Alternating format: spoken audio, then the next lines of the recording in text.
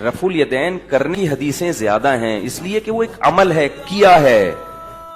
بھئی رفع یدین کرنے والے بھی جنت میں جائیں گے، آپ جا کے دیکھ لینا۔ امام بخاری ہوں گے کہ نہیں جنت میں؟ امام مسلم ہوں گے کہ نہیں جنت میں؟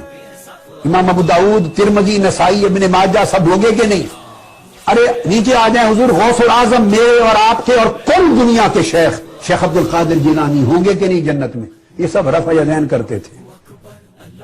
اب میں ان کا مرید ہوں، میں حنفی ہوں، میں رفع یدین نہیں کرتا۔ میرے بچوں، میرے محترم اساتذہ و مفتیان، یہ زندگی پڑھانے کی ہے جو ان کے کام آئے گی۔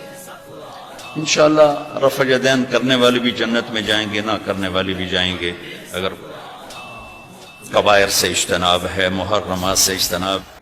نبی صلی اللہ علیہ وسلم نے نماز میں رفع یدین کیا ہے، کہ ہر مسلمان جب نماز شروع کرتا ہے رفع یدین کر کے ہی کرتا ہے، اس میں کوئی اختلاف نہیں ہے۔ سوال صرف یہ ہے کہ باقی موقعوں پر بھی کیا ہے، معلوم ہوتا ہے کبھی کبھی کیا ہے، اس وجہ سے آپ اتنی بات اگر مان لیں تو اس میں لڑنے کی کیا بات ہے؟ یعنی ایک تو فرض ہے، اس کے بغیر نماز ہوتی نہیں شروع کرتے وقت، اس میں کسی کو اختلاف بھی نہیں۔ رکوع میں جاتے ہوئے، سجدے میں جاتے ہوئے، اٹھتے ہوئے، روایتوں سے معلوم ہوتا ہے کہ حضور نے کبھی کبھی اس موقع پر بھی رفع یدین کیا۔ ٹھیک، اتنی بات ختم ہو گئی۔ آپ بھی کبھی کبھی کر لیں گے تو آخر کیا قیامت آ جائے گی؟